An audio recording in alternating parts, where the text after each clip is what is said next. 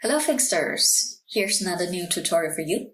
It's how to create an interactive web application using Jupyter Notebook. So if you've been using Jupyter Notebook for your Python coding, especially in the field of data science, you might need to show certain types of graphs, some interactive elements like buttons to show your predictions. Now you don't have to learn a new web application, a new web framework to showcase your work.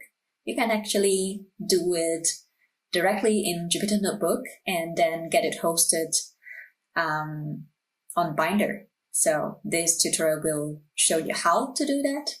The full blog article, the link will be provided in the description below, and let's get started. There are various Python tools available to create web applications and front-end GUIs, for example, Flask and Django. As useful as they are, we still need to invest time in learning new frameworks, and that might not be the highest on our priority list when we have spent a lot of time doing our Python project. So, is there a way to create a simple interactive web application with basic Python skills? The answer is yes. And this article will show you exactly that in 5 steps. We will create some interactive widgets using Ipywidgets in a Jupyter Notebook, and then we will render the notebook as a web application using Voila, and then we will push the project onto a GitHub repository and finally host the web app on Binder. Okay. Step 1. Create a new Git repo and install Python packages. It is actually unnecessary to push every coding project onto our Git repository, but we will need a Git repo for this project. That's because Binder will refer to it to create a Docker container that hosts our web application. Now for this tutorial, I've already created a GitHub repo named Jupyter Web App Demo. So feel free to clone it at this link, and the link will be provided at the description below. To clone a Git repo onto your local directory, tap the following command. So basically, you copy this code, the HTTPS link, and then on your terminal, you just type git clone and then this link, and then press enter. Okay, make sure it's at the directory that you want it. So after you have the whole folder in your local directory, next we're going to create a virtual environment for the code project. It's always a good practice, actually, to isolate the required dependencies per project. Plus, we will export the names and versions of all installed packages to a text file later as a requisite for Binder. Okay, so the easiest way to create and activate a virtual environment if you're working on Windows is by Anaconda, through Anaconda Navigator. So you go to the environments, you press on this create, and then you put in a virtual environment name for this one. As for me, I've already created a virtual environment called Jupyter Web App VMs. And then you go to home, you pick the virtual environment here, and then choose Jupyter Notebook and launch. Okay. So a Jupyter Notebook browser will launch, and you just navigate to the folder where you just cloned from GitHub. And I'm in here in the folder itself.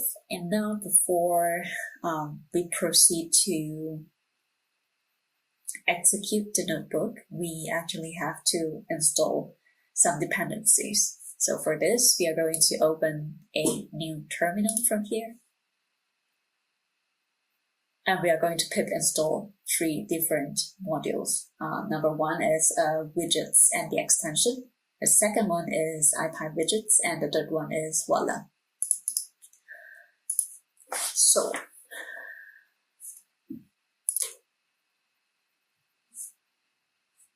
So these 3 modules are already installed in my virtual environment. So first one is pip install widgets and the extension. And then the second one is somewhere here, pip install Ipywidgets. And lastly, pip install Voila. Okay, then it's time to look at the Jupyter notebook. So just click on the Jupyter notebook here.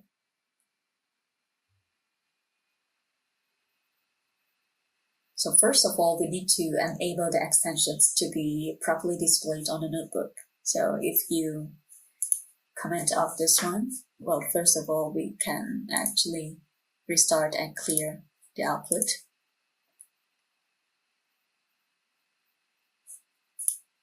So I'll just comment out this one and execute it. You see that when these 2 modules are activated, you actually have this new Voila button over here. That's going to allow you to look at your Jupyter notebook as a web application before you host it online. And then because this execution will result in the printout of this kind of text, and we don't want it to be shown on our web application. So I'm just going to comment out this one and execute again. So this text will be disappeared.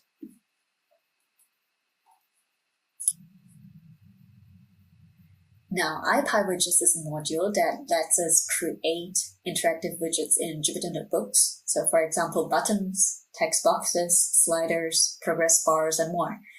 So feel free to explore the widgets list and use any that will help in showcasing your code project. So a short walkthrough of the widgets list. You can see there are widgets for every data type, numeric, boolean, selection, strings, maybe images, button, output, animation, date picker, color picker, to suit the need for basic web elements. And those are actually super easy to be implemented.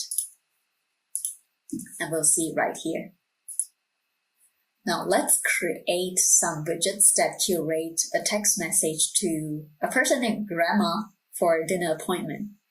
I'm just going to execute all lines of codes just to show you how that web application would look like. Here's our simple interface that has some widgets in it. So basically it says, dear grandma, this is your favorite, let's say granddaughter, your name here, I'll just put in my name. And I would love to come over during the weekend, 27th Saturday, for dinner, if that's okay for you. Also, if you don't mind, I'll bring along 5 hungry ghosts for dinner, if that's okay for you. And then there's this button that says send to grandma. And this is the message that you're going to send to grandma, okay? As you know, this is just a project for fun. It's quite useful to showcase all these different widgets. So some explanation of the code. First of all, we import the Ipywidgets module and the Python display function here. Of course, we also do something that ignores all the warnings. And Ipywidgets is for all the buttons and text boxes that we are going to use. And IPython display is to basically display that element. Okay. And the code for all widgets follows a similar and consistent format. Take the code for a toggle button as an example. So here, there's this toggle buttons. It's super easy and straightforward. It's basic Python skills. So widgets, you import the module already as widgets. Dot, the method, which is the web element that you're going to use. So it's toggle button, and options is basically, what's the name of the toggle buttons that you want to use. So you put it grandson, granddaughter, and then you pass it to a variable named grand, and that's it. So it's actually the same or very similar to all the other elements, such as a text box.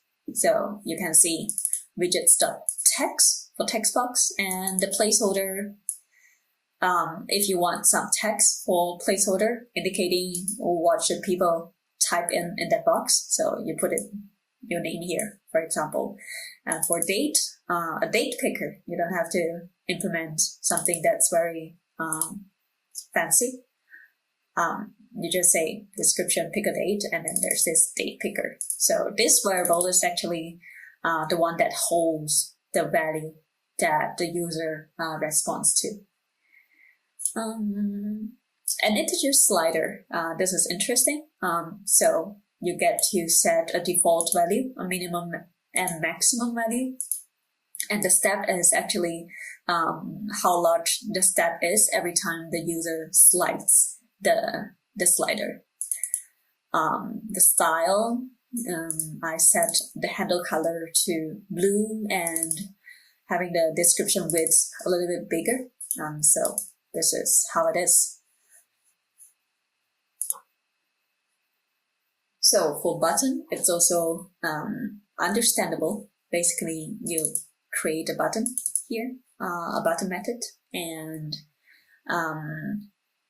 this is the text that's the description is going to be the text that's going to appear on the button. The tooltip is actually like when the user hovers over the button, what's the tip that you want the users to see. And then there's this output thing to display any kinds of output when the button is clicked. So this button widget is initialized, and this button sent variable is initialized for this button, and there's a method on click method that a function is passed on this onClick button method, which we will do everything that's going to happen when this button is clicked here. Okay, so basically clears the output, this whole output thing. Otherwise, every time you click, the text is going to double and triple. And then basically you print whatever the message is that you want.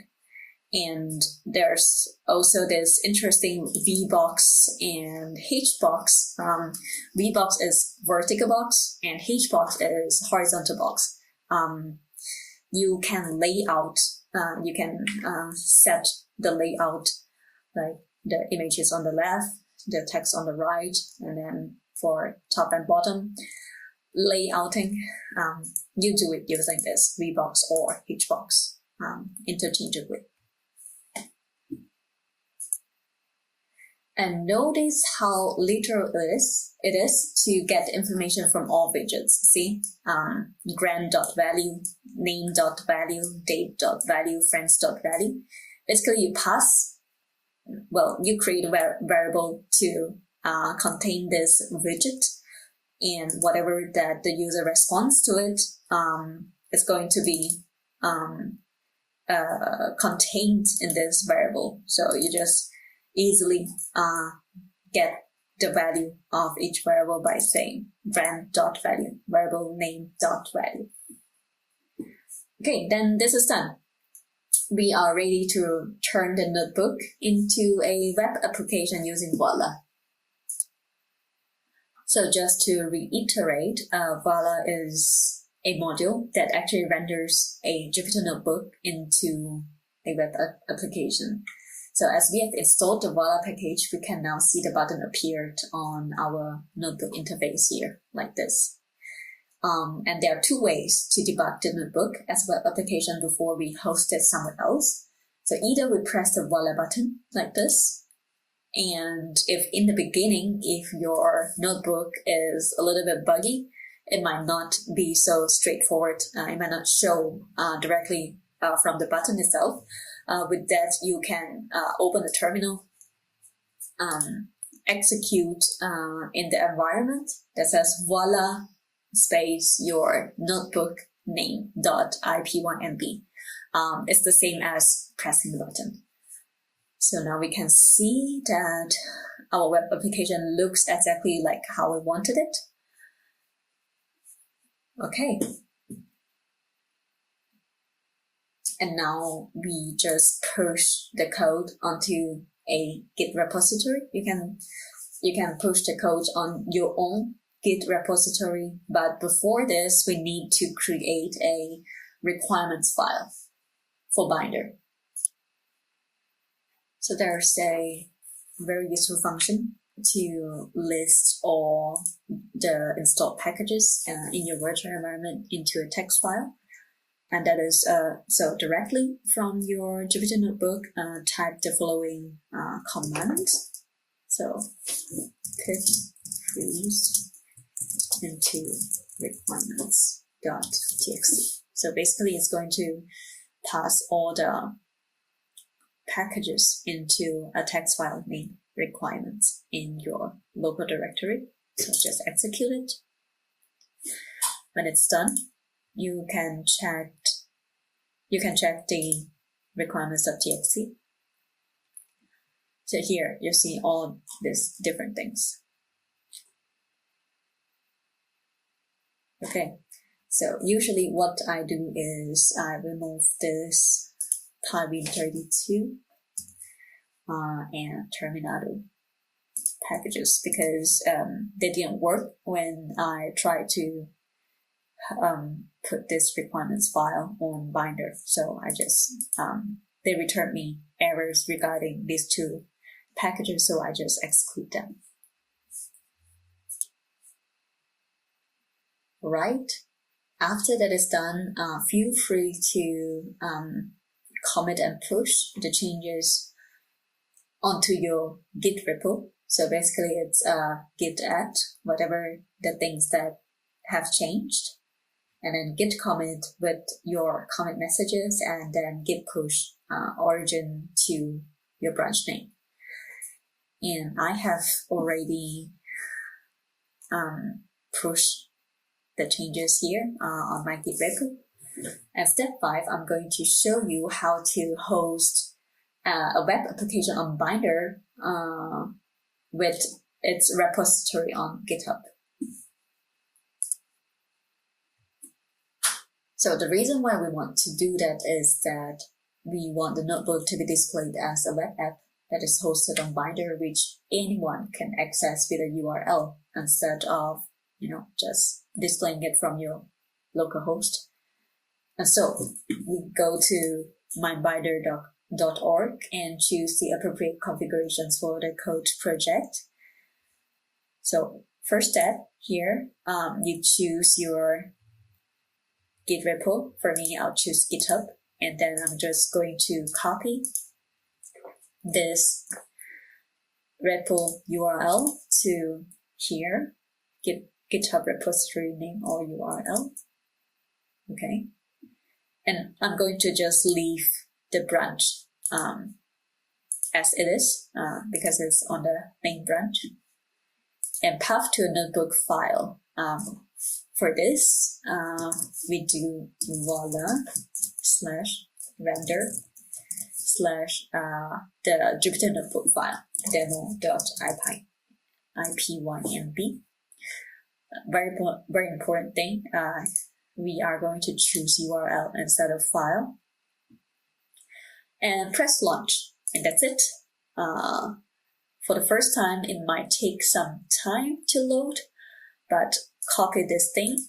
We can copy this one so that we can put this batch on our README file later.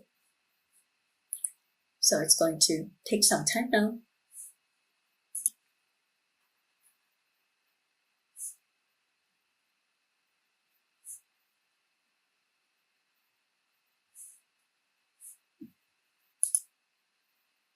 Yay, it loads. So let's type in a new appointment to Grandma for her delicious dinner. This is your favorite grandson, Alex. I would like to come over on tomorrow for dinner, if that's okay for you. Also, if you don't mind, I'll bring along 2 friends for dinner, if that's okay for you. And then button, send to Grandma. Dear Grandma, this is your favorite grandson, Alex. I would love to come over on this date for dinner, if that's okay for you. Also, if you don't mind, I'll bring along 2 hungry goats for your delicious food. Okay, perfect. So, voila! Now you have a simple web application to showcase your work. I hope you enjoyed this tutorial. Hope it's of use for you. Have a good day and goodbye.